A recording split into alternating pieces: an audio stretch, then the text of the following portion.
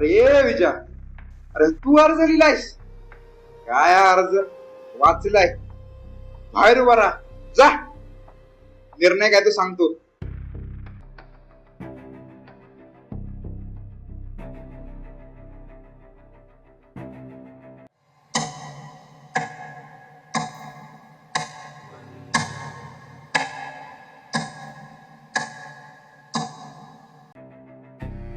हा फक्त पाण्याचा प्रश्न राहिला नाहीये, आपल्या गावाच्या संस्कृतीचा, परंपरेचा विषय आहे. त्यामुळे आपण नेहमी करत आल्याप्रमाणे एकमताने निर्णय देऊया. हो सरपंच, माझा मुद्दा स्पष्ट आहे. माझ्या वावरात ड्रिप इरिगेशन सिस्टीम आली. तुम्ही जर असाच अर्ज स्वीकार करत राहिला तर पाण्याचा अभाव कमी होईल ना. माझी पिकं कोरडी पडतील. ही अर्थशास्त्र आहे बघा, भावना नाही. अहो प्रफुल्लराव, तुमचा मुद्दा अतिशय बरोबर आहे, पण एक गोष्ट लक्षात घ्या. त्याच्या घरात जर पाणी आलं तर त्याच्या 3 मुलांना रोज शाळेसाठी 30 मिनिटे वाचतील आणि तेच ते 30 मिनिटं ते अभ्यासात घालवू शकतील. दीर्घ काळात शिकलेली मुलं गावच्या प्रगतीला योगदान देतात. विकास, अरे कवा त्या विजयाची पोरं मोठी व्हायची ती, आणि झाली मोठी, मला काय फायदा आहे त्याचा? माझी इथं पिकं कोरडी पडायला लागल्यात, त्याचा बोला. ओ प्रफुल्लराव, तुम्हालाच नाही कळते बी. तुमचा स्वार्थी स्वभाव आम्हाला माहित आहे की काय आहे ते, हा? ए थांबा, वाटत नाही तुमची भांडणं थांबतील. आनंद, तू एक शिक्षक आहेस, तू तुझं म्हणणं सांग. सरपंच, मी काय म्हणतोय, जर आपण विजयाचा अर्ज नाकारला त्याला काय पर्याय आहे? पर्याय? गावात जुन्या विहिरीचं पाणी आहे ना, पिऊ दे त्याला. त्या विहिरीचं पाणी? अहो सरपंच, त्या विहिरीचं पाणी पाहिलं का तुम्ही? त्यात आर्सेनिक नावाचं विष आहे, विष. मारताय का त्याचं तुम्ही? हा, मग अतिशय सोपी गोष्ट आहे, सरकारकडे विहीर मागा. ओ विकासराव, मागितली होती पण त्यांनी अर्ज नाकारला. त्या भागात पाण्याची सोय आधीपासूनच आहे हे कारण दिलं. मग काय आमच्या पाईपलाईन मधनं पाणी द्यायचं का काय? हे काय योग्य नाही. थोडा वेळा झालायस का काय? तुला माहिती नाही ती कोणी बांधली पाईपलाईन? माझ्या बापाने पाईपलाईन बांधली ती. मी त्यामधनं कनेक्शन देणार नाही. खरंच, ही मुख्य पाईपलाईन 1980 मध्ये बांधली होती. 80% अनुदान जलशक्ती अभियानकडून आलं होतं. बाकीचे 20% स्वतः गावकऱ्यांनी दिले होते. त्यात विजयच्या वडिलांनी मोफत श्रमदान केले होते. आणि असं कसं बोलू शकता? आनंद, इतिहास आठवण्यापेक्षा वर्तमानाचा विचार कर. आज हा एक अर्ज मंजूर केला तर उद्याचे 10 अर्ज येणार आहेत. त्याचं काय करणार आहेस तू? सरपंचांची काळजी योग्य आहे. व्यवस्थापनाचा प्रश्न आहे. पाण्याचा साठा तर मर्यादित आहे. बर, असं आहे काय? एक काम करू, आपण गणित करू. समजा मुख्य पाईपलाईनची क्षमता 50,000 लिटर आहे आणि गावाचा सध्याचा वापर एक 38,000 लिटर. विजयाच्या कुटुंबाचा वापर एक कमीत कमी 500 लिटर. तर हे 500 लिटर पूर्ण क्षमतेच्या फक्त 0.04% आहे. गणित नको शिकू. 2-4 गणित केला म्हणजे काय मोठा झाला असतो? हो, मग काय असतो प्रफुल्ल काका? अरे आनंद बाळा, मी तुला लहानपणापासूनच आपलं तुझी काय गरज आहे काय नाही ते सगळं बघितलं. तू माझ्या विरोधात बोलतोयस. हो काका, मी कुणाविरोधात नाही बोलत. एका व्यक्तीच्या मूलभूत हक्कासाठी बोलतोय. जो हक्क मला, तुम्हाला, या खोलीतील सर्व जणांना जन्मताच मिळाला आहे, तो हक्क. बस, पुढे झालं. किती भांडताय? एक काम करूया, नेहमीप्रमाणे करत आलेल्या एकमताने निर्णय करूया. आनंद, 5 पत्रिका तयार कर, वाट सगळ्यांना. आज निर्णय होऊन देत काय तू?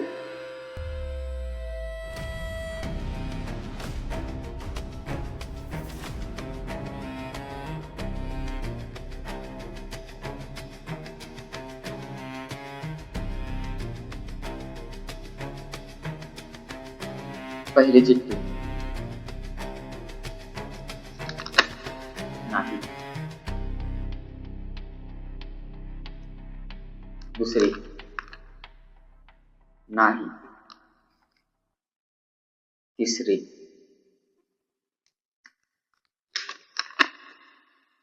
नाही, चौथी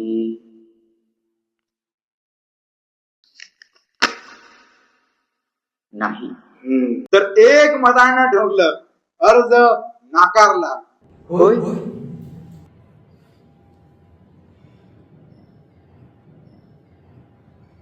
तू तू होय लिहिलास, तुझ्यामुळे आपलं एकमत भांगलं. सरपंच, एक मत म्हणजे काय? जर 4 जणांनी एका गोष्टी विरुद्ध मत दिलं आणि एकाने त्याच्याबद्दल मत दिलं तर ते एकमत नसतं, ते बहुमत असतं. आणि लोकशाहीत बहुमतानेच ठराव पास होतात. आपला नियम काय म्हणतो? एक मत हवं. पण आपल्याकडे एक मत आहे का? नाही. कारण एक होय सुद्धा अन्यायाचे एक छत्री अधिराज्यास धोका देतं. पण तू ह्यो नियम मोडलास की. तू समितीचा सचिव म्हणून. मी समितीचा सचिव आहे हे खरं, पण त्यापूर्वी मी माणूस देखील आहे आणि माणसाला माणसाच्या अधिकारासाठी उभं राहण्याचा अधिकार आहे.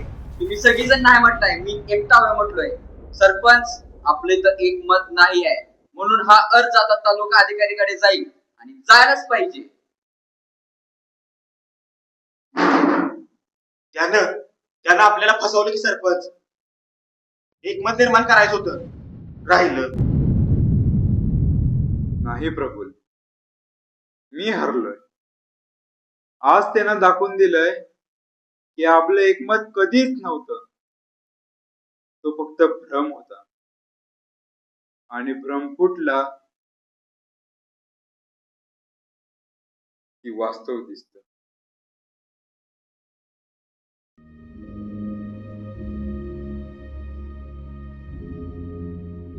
तुमचा अर्ज इथे नाही ठरला तर आता तालुका अधिकाऱ्याकडे जाणार आहे. ते नवीन समिती तुमच्या अर्जाचा विचार करते. तुम्ही निश्चित राहा. आपण अनेकदा विचार करतो, जाती व्यवस्था, भेदभाव हे कुठे राहिले? मोठ्या ठिकाणी, मोठ्या लोकांकडे नाही. ते राहिले आहेत या लहान खोलीत, जिथे एका माणसाच्या भाग्याची चर्चा होते, त्याला न बोलवता, जिथे नाही हा शब्द होय पेक्षा जास्त बोलला जातो. हे होय लहान होतं, पण त्यात एक सत्य होतं. प्रत्येक अन्यायाविरुद्ध कुठेतरी एक माणूस उभा राहतो. कदाचित तो एकटाच असतो, पण तो एकटा असल्याचा अर्थ तो चुकीचा आहे असा होत नाही. त्याचा अर्थ इतकाच की आजपर्यंत बाकीचे सगळे विरोधी होते. प्रत्येकाच्या आयुष्यात असा एक क्षण येतो जेव्हा त्याला मतपत्रिका दिली जाते. त्याच्या समोर 2च पर्याय असतात, होय किंवा नाही. होय म्हणजे बदल स्वीकारणं, नाही म्हणजे आहे त्या स्थितीत राहणं. आज मी होय निवडला आहे, तुम्ही काय निवडणार? ऊस जळाला, रान करपलं, पाणी चोरलं, पाणी चोरलं, धरणाचं अडवलं पाणी, खुशाल आमचे राजा राणी. डोळ्यात आमच्या पाणी पुसायला आलं नाही कोणी. धरणाचे दरवाजे बंद, नेत्यांची तोंडे बंद, गरिबाची तहान बंद, घास बंद आणि श्वासही बंद. बंद डोळे, बंद कान, नेत्यांची शिवारे हिरवी छान. बंदीवाना परास पत्तर चिन आमचं करतोय जीवाचं रान. 40 एकराचा मालक मी, खाईन काय बाबळीचे काटे आणि नेत्यांचे तोडून ऊस भरतोय परिवाराची पोटे. हे भगीरथा पुन्हा जन्म घे रे, गंगा येऊ दे अंगणी. एवढीच आहे मागणी, एवढीच आहे मागणी. ऊस जळाला, रान करपलं, पाणी चोरलं, पाणी चोरलं.